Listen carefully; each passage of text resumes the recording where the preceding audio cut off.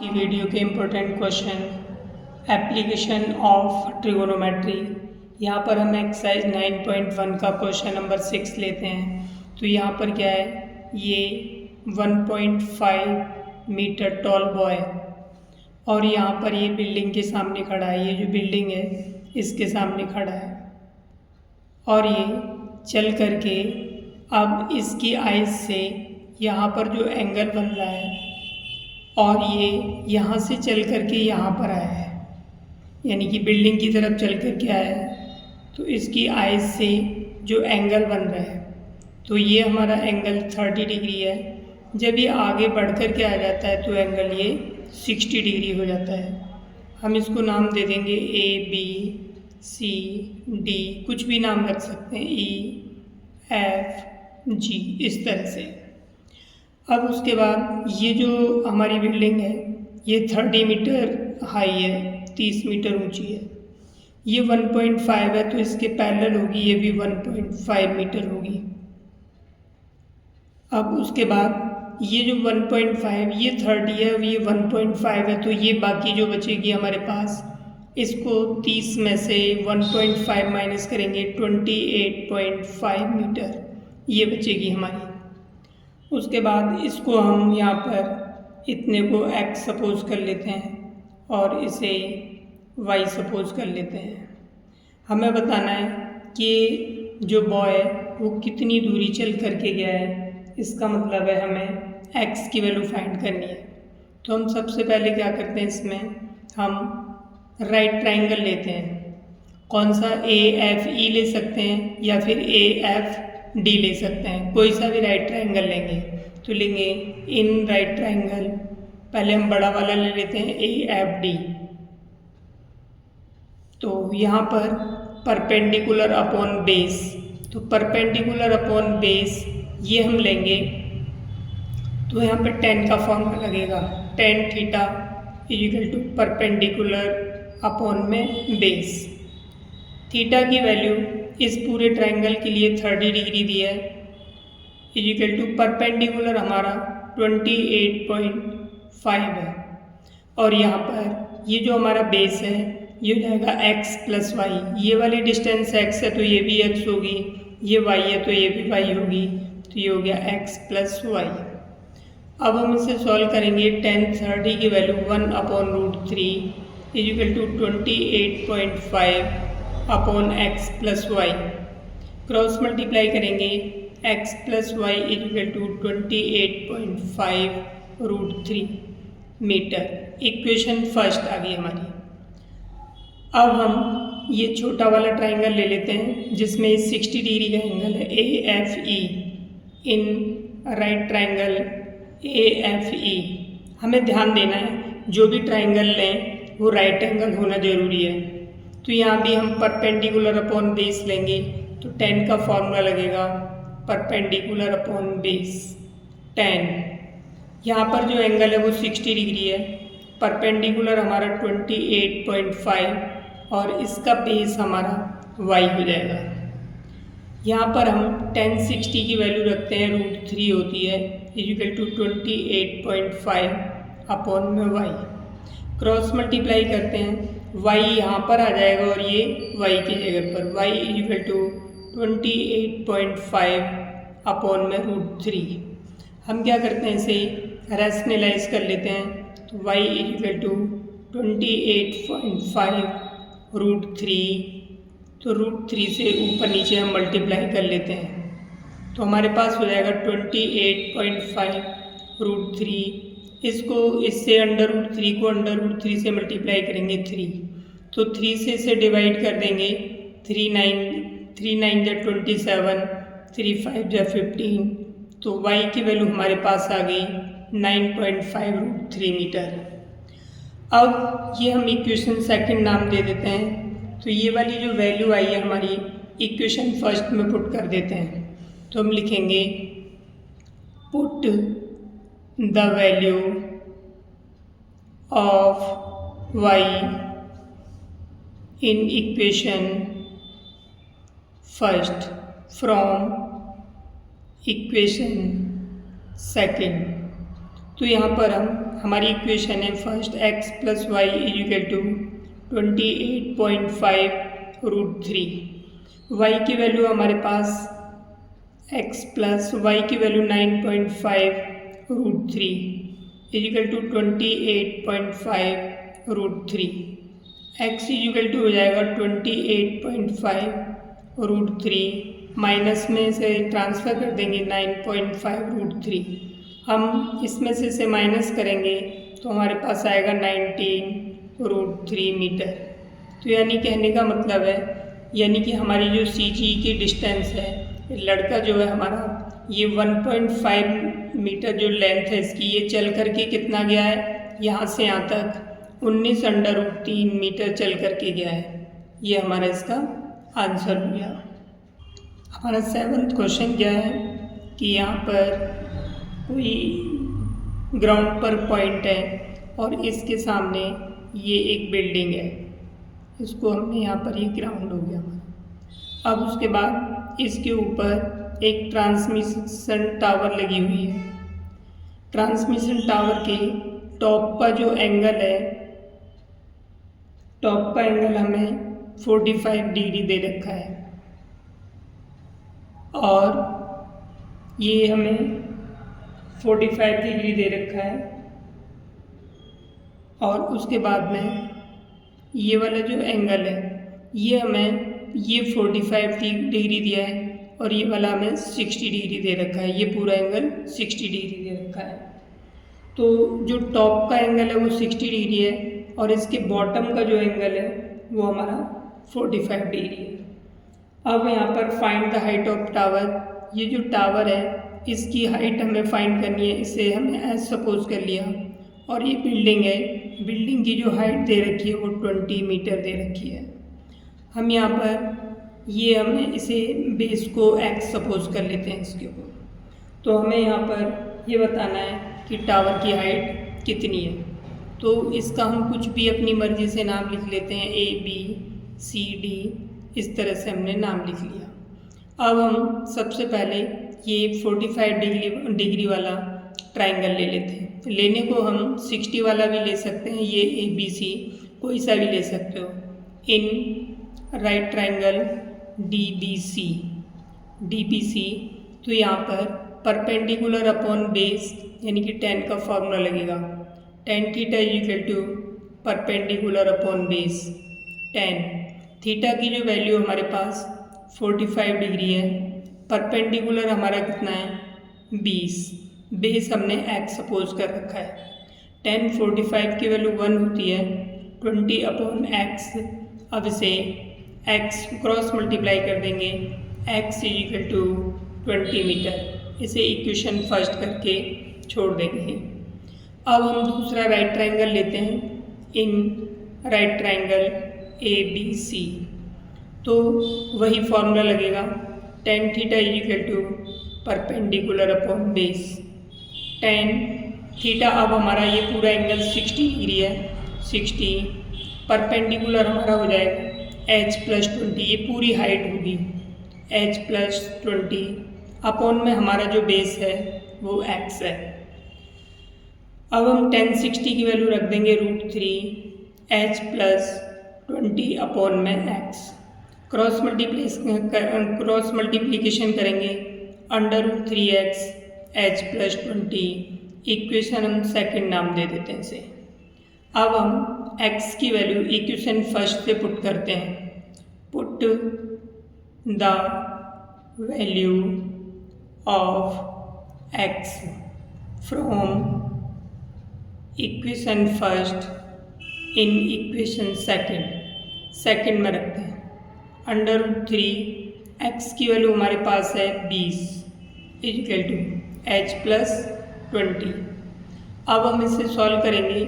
ये हमने यहाँ पर √3 x की वैल्यू 20 डाल दी, h और ये 20, इस 20 को उधर ट्रांसफ़र कर देंगे तो h इक्वल टू हो जाएगा 20√3, ये माइनस में आ जाएगा 20। तो हमारे पास h इक्वल टू 20 और कॉमन ले लिया √3 माइनस 1 मीटर। तो हमारे पास जो ट्रांसमिशन टावर है उसकी जो हाइट है 20 √3 माइनस 1 हो जाएगी। अब हमारा ये 8th क्वेश्चन है। इस क्वेश्चन में क्या दिया है कि यहाँ पर एक ही पेडेस्टल है, पेडेस्टल मीन्स चबूतरा, इसके ऊपर ये मूर्ति लगी हुई है, ये 1.6 मीटर है। अब यहाँ से हमें, यहाँ पर ग्राउंड पर पॉइंट है, यहाँ से हम देखते हैं, अगर इसकी चोटी को देखते हैं मूर्ति की को, तो 60 डिग्री का एंगल बनता है, और पेडेस्टल की चोटी को देखते हैं, पेडेस्टल के टॉप को देखते हैं, तो एंगल 45 डिग्री बनता है। तो हमें यहाँ पर ये जो पेडेस्टल की जो हाइट है वो निकालनी है। इसे हम एस सपोज कर लेते हैं, और इसका जो बेस है उसे एक्स मीटर सपोज कर लेते हैं। अब हम उसी तरह से हम दो ट्राइंगल है हमारे पास, एक ये ए बी सी ट्राइंगल है और डी बी सी ट्राइंगल है। तो हम सबसे पहले इसमें in right triangle D B C लेते हैं, तो हो जाएगा tan theta equal to perpendicular upon base, क्योंकि हमें परपेंडिकुलर और बेस दोनों फाइंड करने हैं। तो tan थीटा की वैल्यू 45 इक्वल टू परपेंडिकुलर हमारा h, बेस हो गया x। tan 45 की वैल्यू 1 होती है, h upon x cross multiply करेंगे, h equal to x, equation first. अब हम क्या करते हैं, अब राइट ट्राइंगल हम ये ए बी सी ले लेते हैं। In right triangle A B C, यहाँ भी वही फॉर्मूला यूज होगा, tan theta equal to perpendicular upon base. तो अब यहाँ पर एंगल हमारा कितना है 60 डिग्री, tan 60, परपेंडिकुलर हमारा ये दोनों हाइट ऐड हो जाएंगी 1.6 प्लस h, तो ये हो गया h प्लस 1.6 अपॉन में इसका बेस कितना है हमारा x। tan 60 की वैल्यू √3 होती है, equal to h plus 1.6 upon में x। अब हम इसे क्रॉस मल्टीप्लाई करेंगे, √3x equal to h plus 1.6, ये हमारी इक्वेशन सेकंड आ गई। अब हमें इसमें h की वैल्यू फाइंड करनी है, तो हम यहाँ पर x की वैल्यू पुट कर देते हैं। Put the value of x in equation second from equation first. तो हम इसमें वैल्यू रखेंगे तो हो जाएगी हमारी, ये इक्वेशन है √3x, x की जगह पर हम h डाल देते हैं, तो हो जाएगा √3h equal to h plus 1.6। अब इस h को इधर ट्रांसफ़र कर लेते हैं, √3h minus h equal to 1.6। यहाँ से हम h कॉमन ले लेंगे, √3 minus 1 equal to 1.6, h equal to 1.6 upon में √3 माइनस 1। अब यहाँ पर इसे हम, ये 1 अंडर रूट में नहीं है, अब इसे हम इसे रैशनलाइज करेंगे, 1.6 √3 माइनस 1 मल्टीप्लाई, यहाँ पर जो साइन है माइनस वो प्लस का हो जाएगा, ऊपर नीचे हम इसे मल्टीप्लाई कर देंगे, 1.6 ये हो जाएगा √3 प्लस 1। अब इसमें a plus B A minus B का होल स्क्वायर का फॉर्मूला लग जाएगा, √3 का स्क्वायर माइनस 1 का स्क्वायर, 1.6 √3 प्लस 1। अब इसे सॉल्व करेंगे तो ये हो जाएगा 3 माइनस 1 2 से इसे डिवाइड कर देंगे तो 0.8 √3 प्लस 1 मीटर। ये हमारी हाइट आ गई, किसकी हाइट आ गई है हमारी, इस बिल्डिंग की हाइट। तो इस तरह से बिल्डिंग की हाइट 0.8 √3 प्लस 1 मीटर आ गई। अब यहाँ पर हमारा ये 9th क्वेश्चन है। इस 9th क्वेश्चन में ये एक बिल्डिंग है और इसके सामने एक टावर है। तो यहाँ पर अगर हम इस बिल्डिंग के टॉप को फुट से देखते हैं, यहाँ से इसको देखते हैं, तो ये जो एंगल है हमारा वो 30 डिग्री है। अगर हम बिल्डिंग के फुट से टावर के टॉप को देखते हैं तो ये एंगल हमारा 60 डिग्री है। अब हमें कैसे पता चलेगा कि बिल्डिंग बड़ी है या टावर बड़ी है। क्योंकि इसमें जो एंगल बन रहा है इसके टॉप का 30 डिग्री है, छोटा एंगल है, और इसका जो एंगल बन रहा है वो 60 डिग्री है, बड़ा एंगल है। तो इससे पता चलता है कि ये टावर बड़ी होगी। ठीक है, हमने इसकी, और ये टावर की जो लंबाई है हमें 50 मीटर दे रखी है। हमें बिल्डिंग की हाइट निकालनी है, इसे हमने एस सपोज कर लिया, और इन दोनों के बेस को मिलाने वाली लाइन को हमने एक्स सपोज कर लिया।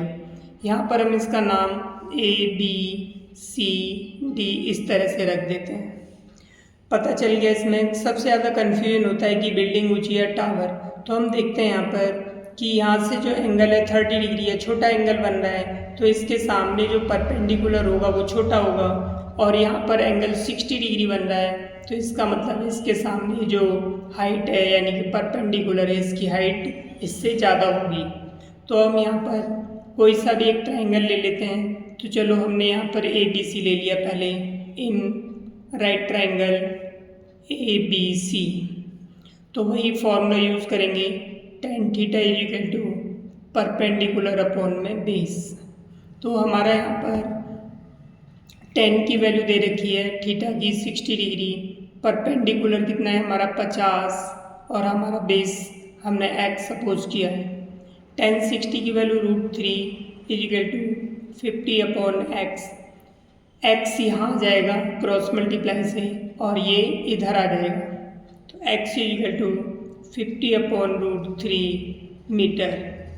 अब इसे हम रैशनलाइज कर लेते हैं। तो x is equal to 50 upon √3 upon √3।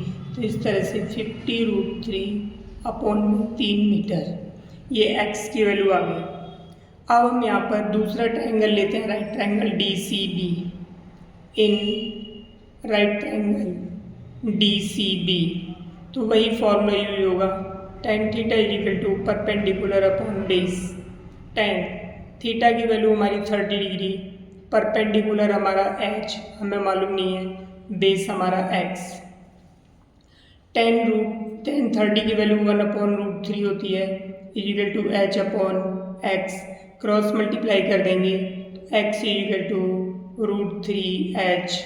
Equation यहाँ पर हम सेकंड नाम दे देते हैं, और ये वाली जो इक्वेशन है हमारी फर्स्ट नाम दे देते हैं। हमारे पास दो इक्वेशन आ गई, फर्स्ट और सेकंड। अब हम इक्वेशन फर्स्ट से सेकंड में वैल्यू रख देते हैं x की, क्योंकि हमें वैल्यू यहाँ पर h की फाइंड करनी है। तो लिखेंगे put the value of x in equation second from, कहाँ से रखनी है इक्वेशन फर्स्ट से। तो हम यहाँ पर x की जगह पर, ये जो x है इसकी जगह पर ये वैल्यू रख देते हैं।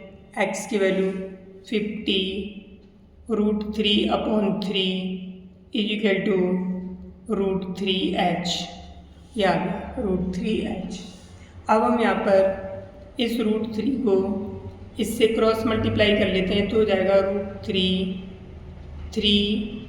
√3h is equal to 50 √3, h is equal to 50 √3 upon में 3 √3 से हमारा √3 कैंसिल हो जाएगा, तो h is equal to 50 upon में 3 मीटर। हम इसे डिवाइड कर लेते हैं, तो डिवाइड करेंगे 16.666 मीटर। अब इसे क्या करते हैं, हम राउंड ऑफ कर देते हैं। तो हम पॉइंट के 2 स्थान तक निकालेंगे, सही पॉइंट के यहाँ तक, लेकिन हमें देखना तीसरा होता है, पॉइंट के बाद तीसरा। अगर ये तीसरा 4 से बड़ा है तो हम इसे छोड़ देंगे और यहाँ पर एक ऐड कर देते हैं। तो 16 पॉइंट यहाँ पर ये 4 से बड़ा है, इसलिए यहाँ पर एक ऐड हो जाएगा 6 7। अगर ये 4 से छोटा होता तो यहाँ पर हम ऐड नहीं करते, फिर 6 6 ही लिख देते हैं। तो इस तरह से हमारे पास इसकी जो हाइट है वो कितनी आ गई, 16.67 मीटर। और इसे हम मिक्स्ड फ्रैक्शन में भी लिख सकते हैं, जैसे इसे 3 से डिवाइड करेंगे तो 16 2/3 मीटर। इस तरह से हम यहाँ पर देखते हैं कैसे डिवाइड करेंगे। 3 से डिवाइड करेंगे, 3 से डिवाइड 3 1 जा 3 2 0 3 6 18 2। तो ये 16 इंटीजर हो गया, 2 ऊपर जाएगा और ये 3 अपॉन में आ जाएगा। तो ये भी लिख सकते हैं आंसर, या फिर ये भी लिख सकते हैं और करके। तो ये दोनों आंसर हो सकते हैं हमारे। अब हमारा ये 10th क्वेश्चन है। यहाँ पर ये 2 पोल्स हैं अपोजिट डायरेक्शन में रोड के, और ये रोड की चौड़ाई है यहाँ पर। तो यहाँ पर इनके बीच में एक पॉइंट है, यहाँ से हम देखते हैं तो इसका जो एंगल है वो 60 डिग्री है, एंगल ऑफ एलिवेशन, और इसका जो एंगल ऑफ एलिवेशन है वो 30 डिग्री है। तो हमें यहाँ पे पोल्स की लंबाई निकालनी है, कितनी हाइट है पोल्स की, और दोनों ही पोल वैसे इक्वल हैं। और यहाँ से यहाँ तक ये x, यानी कि यहाँ से लेकर के पोल की डिस्टेंस और यहाँ से पोल की डिस्टेंस ये भी हमें फाइंड करनी है। तो हम क्या करते हैं, इनमें राइट ट्रायंगल सबसे पहले AVP लेते हैं। इन राइट ट्रायंगल APP, तो यहाँ पर वही 10 का फॉर्मूला हमारा tan theta equal to perpendicular upon base 10। तो इसमें जो एंगल है हमारा 60 डिग्री है, परपेंडिकुलर हमारा h हो गया और बेस हमारा x हो गया। इसकी tan 60 की वैल्यू √3 होती है। इस तरह से h इक्वल टू √3x हमारी इक्वेशन फर्स्ट आ गई। अब उसके बाद दूसरा ट्रायंगल DCP लेते हैं। इन राइट ट्रायंगल DCP, तो इसमें हम लेंगे वही formula tan theta equal to perpendicular upon base 10। Theta की वैल्यू हमारे पास 30 डिग्री है, परपेंडिकुलर हमारा h अपॉन में ये y डिस्टेंस। अब यहाँ पे इसकी वैल्यू 1/√3 होती है, h अपॉन में y। क्रॉस मल्टीप्लाई करेंगे तो हमारे पास आ जाएगा √3 h इक्वल टू y। ये हमारी इक्वेशन सेकंड हो जाएगी। अब उसके बाद यहाँ पर इन दोनों की जो टोटल डिस्टेंस है वो 80 मीटर है। कितनी है? 80 मीटर। तो हमने ये डिस्टेंस x सपोज की है, तो ये वाली डिस्टेंस हमारी जो y है वो 80 माइनस x आ जाएगी। कितनी है? 80 माइनस x। तो यहाँ पर हम y की जगह पे 80 माइनस, तो ये जाएगा √3 h इक्वल टू y की जगह पे 80 माइनस x डाल देंगे। ये हमारी इक्वेशन सेकंड हो जाएगी। अब हम यहाँ पे क्या करते हैं, इक्वेशन फर्स्ट और सेकंड से h की वैल्यू पुट कर देते हैं। तो लिखेंगे put the value of h in equation second from equation first. तो यहाँ पर इसकी वैल्यू h की है हमारे पास √3x, तो यहाँ पे रख देंगे तो जाएगा √3 h की जगह पर आ जाएगा हमारा √3x equal to 80 minus x। अब इसे हम सॉल्व करेंगे, मल्टीप्लाई करेंगे 3x equal to 80 minus x को उधर ट्रांसफ़र कर देंगे तो हो जाएगा हमारे पास 3x plus x equal to 80, 4x equal to 80, x equal to 4 से डिवाइड कर देंगे 20 मीटर। तो एक पोल की डिस्टेंस, ग्राउंड से एक पोल की डिस्टेंस आ गई पॉइंट P से। अब उसके बाद दूसरी भी निकाल लेते हैं। ये वाली वैल्यू हम 80 माइनस x से जो दे रखी है वो निकालते हैं। तो y इक्वल टू कितना है हमारा 80 माइनस x, तो y equal to 80 minus x की वैल्यू 20 डालेंगे तो y इक्वल टू 60 मीटर आ गया। अब हमें निकालनी है इसमें हाइट ऑफ पोल, तो लिखेंगे put the value of x in equation first में। तो यहाँ पर हमारे पास ये है h √3x, h equal to √3x की वैल्यू हमारी 20 है। इस तरह से हमारे पास 20√3 मीटर ये हमारे पास इसकी पोल की हाइट आ जाएगी। तो इस तरह से हमारे पास जो हाइट लिखेंगे, हाइट ऑफ पोल्स, दोनों पोल्स इक्वल है इसीलिए इनकी जो हाइट है 20√3 मीटर आएगी। और distance from first pole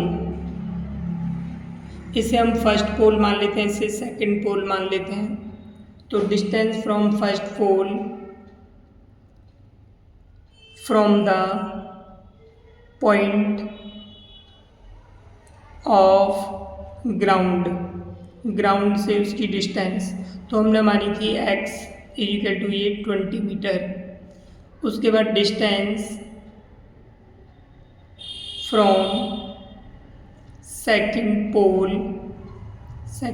from point of ground से तो हमने उसे y सपोज किया था, तो y कितनी आ गई थी हमारी 60 मीटर। तो इस तरह से हमारे 3 आंसर आ गए। तो इस तरह से हम इस क्वेश्चन को सॉल्व कर सकते हैं। अगली क्लास में बाकी के जो क्वेश्चन बचे हैं उन्हें हम सॉल्व करेंगे। That's all for today.